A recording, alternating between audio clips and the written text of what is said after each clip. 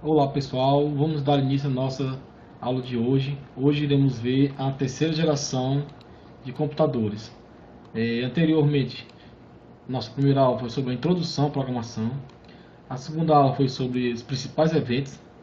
A terceira aula foi sobre a primeira geração de computadores. A quarta aula foi sobre a segunda geração.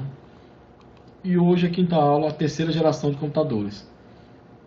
Caso você não tenha visto as aulas anteriores, eu recomendo ver as mesmas para você poder entender esta aula e não ficar nenhum detalhe por falta de conhecimento das aulas anteriores, ok? Vamos lá.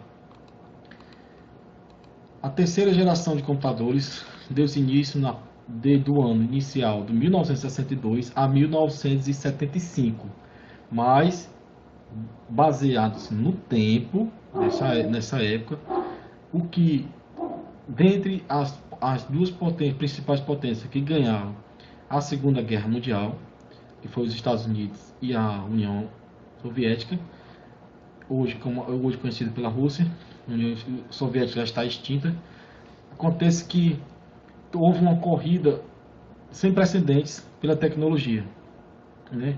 O lado oriental da Rússia não, como por histórico, tem a ciência, tem os dados, tem a informação, mas eles não têm uma aplicação na prática tão forte da tecnologia como os ocidentais têm.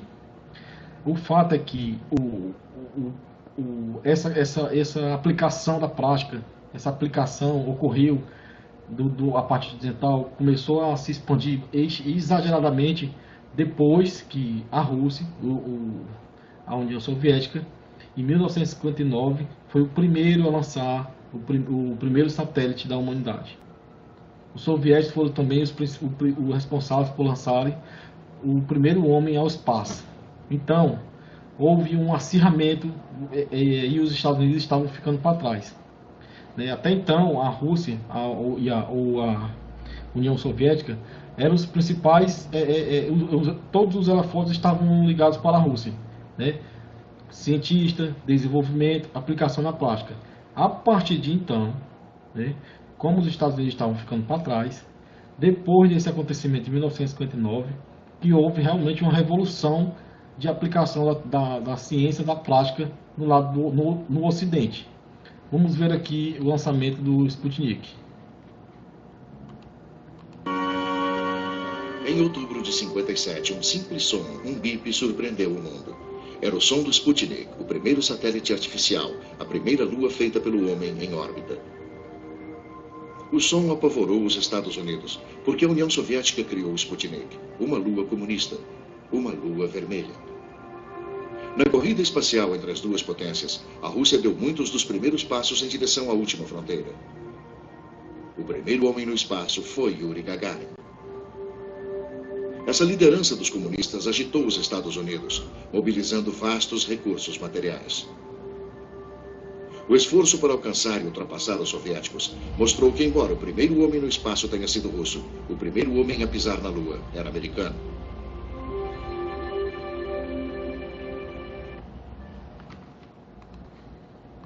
Então nós vimos aí que há um acirramento, há uma competição, né, de Ocidente contra o Oriente.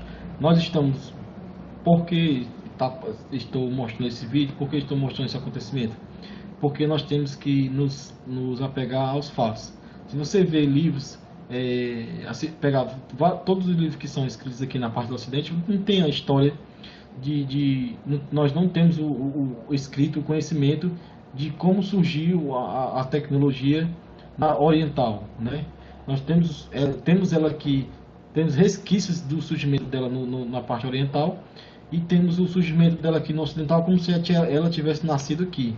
Então meio que a gente fica meio como sem saber a origem dessa tecnologia ou a origem desse conhecimento, sendo que a parte ocidental, a parte oriental sempre frisa bem o conhecimento. Eles não frisam bem até hoje a aplicação da prática dessa tecnologia. Na terceira geração, o transistor continua sendo o principal componente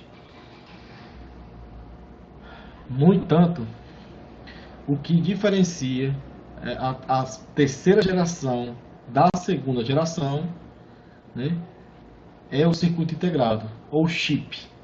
Aqui temos a imagem do primeiro protótipo de circuito integrado, criado pela Texas Instruments. Veja só, muito simples, circuito integrado muito simples, mas até chegar a essa prática, até chegar a esse dispositivo, houve muita tecnologia empenhada, muitos estudos aplicados, desde o surgimento da parte oriental, desde o surgimento do Sputnik, né, desde a corrida pelo conhecimento do Sputnik ter chegado ao espaço, para correr atrás daquela tecnologia, o que se estava atrás daquela tecnologia, como um aparelho eletrônico poderia ser lançado no espaço e se comunicar com a Terra. Isso em 1959. A Rússia já tinha essa tecnologia. Então os Estados Unidos ainda estavam engatilhando nessa tecnologia. Mas, como todos nós sabemos, foi aplicado muito conhecimento, muita pesquisa, e os Estados Unidos em boa parte conseguiu acompanhar e ultrapassar toda a tecnologia da União Soviética. Para entendermos melhor como é feito o circuito integrado, vamos lá. Todo circuito integrado, a principal preocupação dos projetistas era passar a diminuição do espaço físico dos circuitos, ou seja, quanto menor o espaço físico ocupado pelos circuitos, mais a tecnologia seria mais avançada, né? E a segunda geração de computadores não tinha essa mudança de tecnologia. Para a terceira, só muda na escala. Na segunda geração, você tem a criação do transistor, o uso do transistor como principal componente. Na terceira geração, você tem a miniaturização destes circuitos em uma placa de silício, sendo que em pequena escala, que vai de 1 a 10 transistores em cada placa, e em média escala, que vai de 10 a 100 equipamentos, transistores em uma placa de silício. Mas como assim? Como é feita a placa de silício? A placa de silício é feita de silício. O silício é feito a partir da areia. Para você entender melhor, vamos aqui como é feito o silício. Aqui tem a propagandazinha da Intel, que faz da areia, gera os seus produtos. Vamos lá.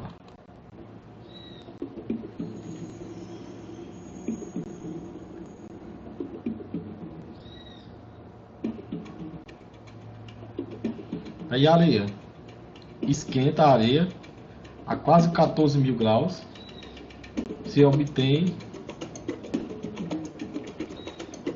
faz todo o processo, né, de aquecimento até o derretimento. Do derretimento é formado esses cristais, né, que já é o silício. É feito todo um processo de tecnologia para cortar esse silício.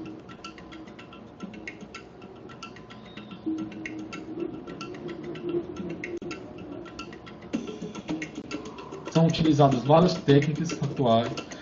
Isso é a gravação dos circuitos, resistores, transistores, todos são feitos, registrados nessas placas de silício a partir da luz.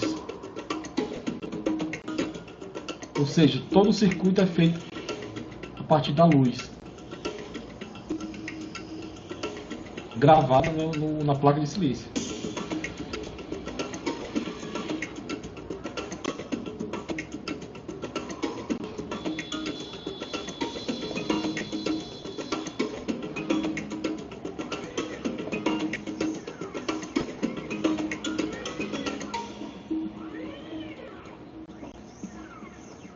A parte de projetos é feito todo o projeto anterior para poder ser feito cada componente. Depois do componente feito, é colocado a marca, no caso da Intel, e chega na sua casa. Ok, pessoal? Essa é a placa de silício, feita a partir da areia, aquecida, gera o silício, do silício é feito o trabalho em cima dele para cortar em placas menores. Essas placas de silício após essas placas de silício são gravados os circuitos a partir da luz, né? Que antes da luz ele tem um processo químico para fazer para colocar em cima da lâmina, que quando a luz entra em contato com esses produtos químicos que foram colocados em cima da placa de silício, é que dão origem aos pequenos dispositivos, como transistores, resistores, todos desenhados nessa placa de silício antecipadamente, isso em escalas na terceira geração de 1 a 10 e na média escala de 10 a 100. E o que é um circuito integrado? É um circuito eletrônico que incorpora miniaturas de diversos componentes, como acabamos de ver no vídeo anterior. Principalmente transistores, diodos e capacitores, gravados em uma pequena lâmina, o chip de silício. Acabamos de ver como é feito o chip de silício, a placa de silício. O chip é montado e selado em um bloco de plástico ou cerâmica, com terminais que são conectados aos seus componentes por pequenos fios condutores. A partir da montagem de todo o processo dos resistores, capacitores, todos são interligados com fios. Isso no projeto de cada chip. Vamos lá. A criação do circuito integrado, né, com certeza teve bastante gente envolvida, né, gente que nem conhece e jamais iremos conhecer o nome, porque como vimos a tecnologia já é utilizada desde na parte oriental da União Soviética dos anos de 1959. No Sputnik, lançado em 1959, já tem circuitos integrados, né, e comunicação sem fio do espaço à Terra por satélite. Isso sem termos um computador, né? Isso só a eletrônica, só a matemática junto com a eletrônica, né, que cria essa aplicação de comunicação eletrônica com circuitos integrados. Por mais que sejam grandes esses equipamentos, só circuitos integrados por comunicação.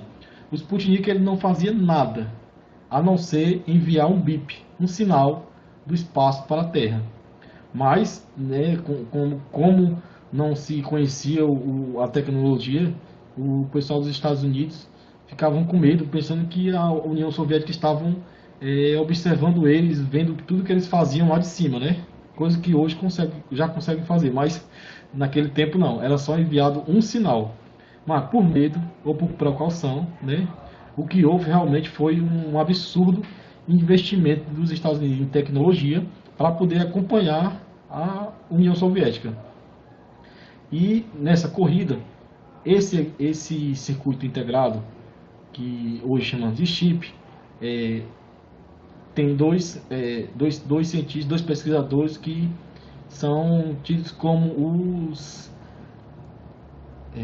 criadores do circuito integrado, que é o Jack Kaipe, de 1923 a 2005. Ele recebeu um prêmio Nobel de Física no ano 2000 por ter criado o circuito integrado. Isso na Texas Instruments, que acabamos de ver como é que é feito todo o processo da Texas Instruments. Isso em 1958 foi criado o primeiro. Também um dos responsáveis também pela criação do circuito integrado foi Robert Norton Noyce, 1927-1990. Esses, se você vê nos livros, esses são os dois. Mas você vai encontrar alemão, principalmente alemão, né?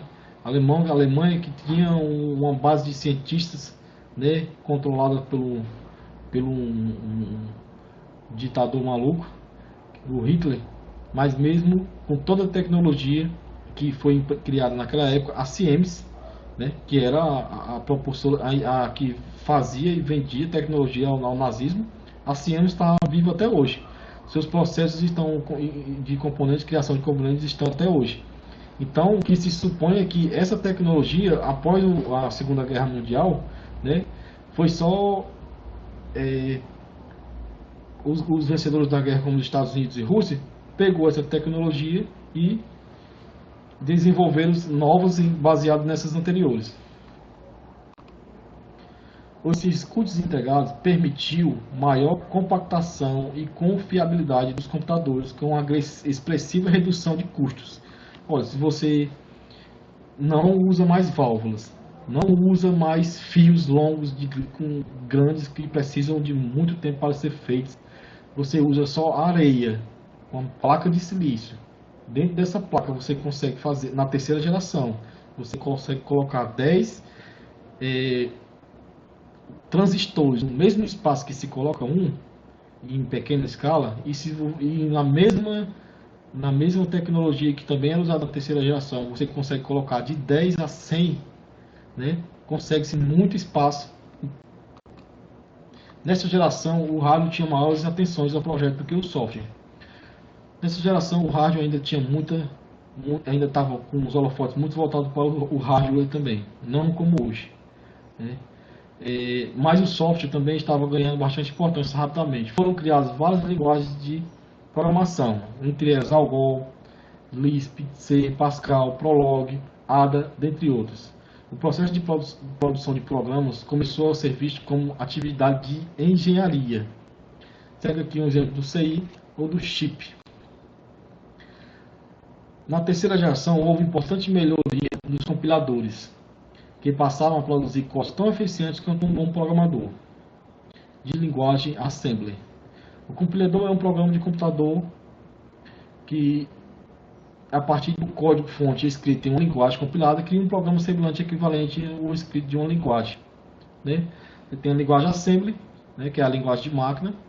Você tem a linguagem de máquina, tem a linguagem assembly, que já é uma linguagem um pouco científica, mas muito complicada para se usar, né? E temos o compilador, que trabalha aí com linguagem de alto nível, que é a linguagem que nós escrevemos hoje como C, Pascal, Java, e ele já traduz automaticamente para a Assembly. Vamos ver agora um vídeo sobre a fabricação de circuitos integrados pela Texas Instruments. A Texas Instruments foi essa que criou o primeiro, criou aqui o primeiro circuito integrado. Ele foi criado pela Texas Instruments. Vamos ver um vídeo, né, sobre a criação desse circuito integrado pela Texas Instruments. The silicon chip. And here in Sherman, 20 miles north of Dallas, is the MEMC fabrication facility. In this strange, futuristic-looking plant, they produce silicon wafers, which are the basis for all modern microchips. Veja toda a tecnologia empregada para a criação. Silicon has special properties because it's what's called a semiconductor. That means that depending on how it's treated, silicon can either conduct or block the flow of electricity. It's this property that makes it ideal for supporting the millions of tiny transistors necessary for a modern computer chip. But because these transistors are so incredibly small, the silicon base on which they rest needs to be absolutely flawless. It took decades to perfect the process of producing silicon with a perfect monocrystalline structure.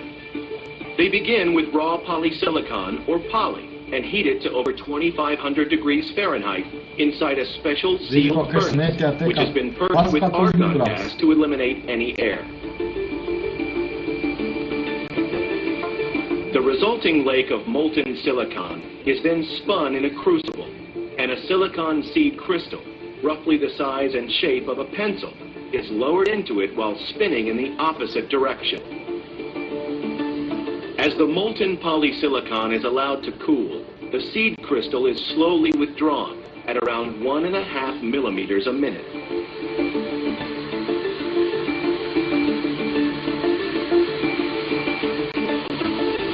The result is a single silicon crystal weighing around 440 pounds and with a diameter of around 200 millimeters. The crystal is so strong, its entire weight can be supported by a single thread just 3 millimeters across. But it is brittle, and it must now be cut down to size without shattering. After testing with chemicals and X-rays to check its purity and molecular orientation, it's fed to a silicon salami slicer. This 10-ton wire saw uses a fast-moving web of ultra-thin wire to produce wafers of silicon that are just 2/3 of a millimeter thick and 99.999% pure.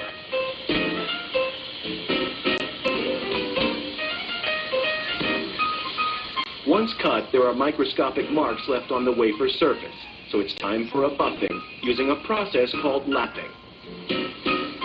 Veja que já são, esse já é as placas de silício prontas, e o retrabalho que é feito em cima dela de cada placa. So they're given yet another buff using a chemical process. The result is wafers of silicon with a surface roughness of less than 1/1,000,000th of a millimeter. Buffed to a sheen, they're finally ready for etching with the circuit design. Coming up, how do they eliminate the biggest enemy of manufacturing in a microscopic environment, the common dust particle? Find out next on How Do They Do It? Então, pessoal, veja que todo o processo em cima da tecnologia, ela não é feita a partir do nada. E para você entender melhor todo esse processo de como surgiu o primeiro transistor, de o que tem dentro do circuito integrado, que são outros transistores, outros resistores ocupando o mesmo espaço dentro de uma placa de silício. Temos aqui o PDP-8, a máquina de 12 bits. PDP-8 foi o primeiro sucesso comercial de minicomputador produzida pela Digital Equipment Corporation da década de 60. Introduziu em 22 de março de 1965 e vendeu mais de 50 sistemas, mais do que qualquer computador até esta data.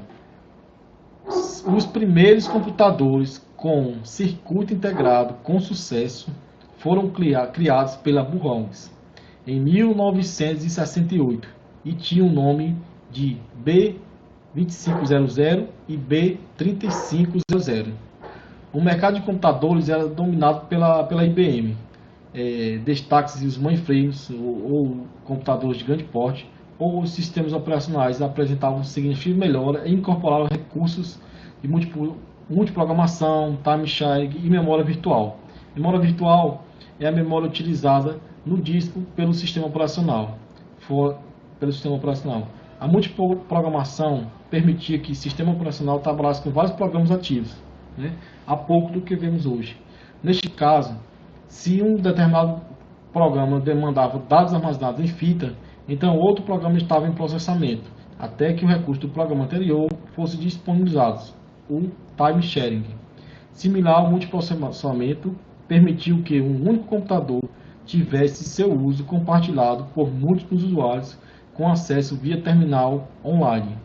A memória virtual é uma técnica que permite que programas utilizem mais memória do que o disponível fisicamente na memória principal. A memória secundária em disco ou fita ou outro meio de armazenamento, hoje em dia podendo utilizar cartões ou então pendrives para ser utilizado como memória virtual. Outro recurso típico da terceira geração permitiu que programas fossem carregados diretamente dos cartões para discos. Assim, logo que um determinado programa tivesse sua versão encerrada, o sistema operacional iria carregar um dos programas do disco para partição de memória destinada ao serviço de execução. Este recurso recebe o nome de spool. Vamos ao resumo da terceira geração de computadores. Uso de circuitos integrados em pequena escala e média escala. Pequena escala de 1 a 10, você conseguir no mesmo espaço que você tem um transistor, você poderia colocar 10 em uma placa de silício.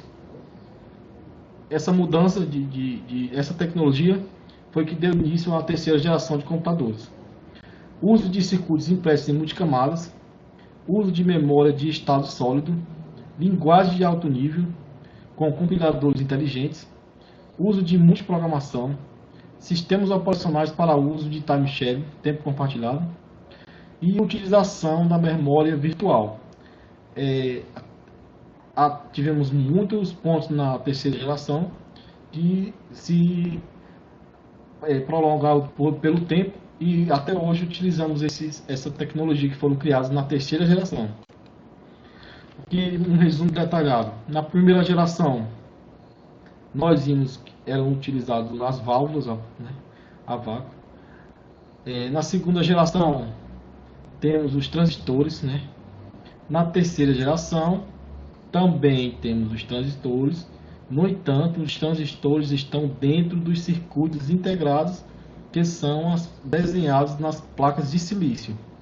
E vimos também como é feito a placa de silício, desde a areia até o seu processamento de esquentamento para poder a quase 14.000 graus, para ser feitos os cristais, e depois a produção desses cristais em placas de silício para poder se desenhar em cima. Temos aqui, pessoal, para a fonte de pesquisa, um livro do Fonseca Filho, para você quiser se aprofundar aí nos conhecimentos. E também temos aqui o site da Computer History, se você quiser acompanhar toda a história da computação. Bem, pessoal, chegamos ao fim, espero que você tenha gostado. O impulso que teve para se chegar à terceira geração foi o lançamento do Sputnik pela União Soviética, né? Que, como os dois, tanto a União Soviética como os Estados Unidos ganharam a Segunda Guerra Mundial, né? Eles estavam meio que com medo que um chegasse ao topo da tecnologia mais do que o outro, e um dos dois ficasse para trás. E houve toda uma corrida, né? Que temos aí até hoje um mundo dividido, né? Que oriental, Rússia, né? Agora estão aí a China chegando no pescoço da Rússia, e ocidental, os Estados Unidos, que desbancou a Inglaterra, né, depois da Segunda Guerra Mundial. Mesmo assim, né, temos aí sempre uma corrida pelo conhecimento, uma corrida pela tecnologia, a corrida pelo quem é o melhor, quem faz o melhor produto, toda uma corrida que levam à criação de novas tecnologias, né? Se essa tecnologia, aí no meio do caminho temos a aplicação na prática, a aplicação no comércio, mas veja que todo o conhecimento, desde a Segunda Guerra Mundial e desde da humanidade, né, a luta é pela sobrevivência. E por mais que toda tecnologia que temos, né, por mais que temos diversas tecnologias hoje que impensáveis há séculos atrás, ainda o conhecimento ainda continua sendo a base de todas essas potências que temos hoje correndo atrás do melhor para si, do melhor para eles. Quem é o melhor, quem não é o melhor. Todos pela sobrevivência. Então, se temos governo, se temos sociedades, todas empenhadas, né, a conseguir de forma quase que sem precedentes, engajando em tudo, engajando cientistas, engajando projetos, engajando, se endividando quase que eternamente já, para poder o seu PIB durante 10 anos, para poder pagar, para poder investir em projetos. Por que não iremos dar toda a atenção ao conhecimento? Toda essa corrida se baseia na corrida pela sobrevivência. Como já mencionei em aulas anteriores e nas nossas aulas, o conhecimento é a base da sobrevivência dos seres humanos que viviam nas cavernas até hoje. Quem vai sobreviver é quem tiver o conhecimento, né? E vemos que a partir do medo de ser passado para trás dos Estados Unidos, da União Soviética ter lançado o Sputnik, teve um investimento massivo em tecnologia, em ciência aplicada para poder conseguir chegar e conseguiu e ultrapassou a União Soviética, né? A extinta União Soviética, que hoje é a Rússia. Mas mesmo assim ainda continuam até hoje diversos países correndo atrás do conhecimento. O conhecimento deixou de ser uma aplicação de sobrevivência na prática, que em vez de você pegar o conhecimento, né, e o que nem antigamente, e utilizar para sobreviver, como a criação de armas para matar animais, hoje temos o conhecimento aplicado no comércio, né? Se você tiver o conhecimento do comércio, de como aplicar aquele conhecimento à sua sobrevivência. Então, nada mais importante de vermos todo esse histórico até você começar a se engajar realmente na área de programação, na área de informática, na área de redes, na área de desenvolvimento. Você precisa do conhecimento da história. O conhecimento histórico é que vai lhe fazer, vai lhe polir, vai lhe dando um maior alicerce de tudo o que você pode fazer com esse conhecimento anterior. Sem o conhecimento anterior, você não consegue avançar. Ok, pessoal? Então, não fique só a essas aulas, não fique só a conteúdos feitos, né? Corram atrás, e o que vale mais ainda é a sua visão do que realmente aconteceu, a sua visão do que realmente ainda está por vir, né? E veja aí, se a criação de um equipamento evoluiu toda a tecnologia, né? Quem sabe você não seja o próximo desenvolvedor aí de um novo componente que vai evoluir aí para criarmos a quinta geração, sexta geração, a sétima geração de computadores aí, ok? Então, pessoal, até a próxima aula, né? E se aprofundem aí no conhecimento.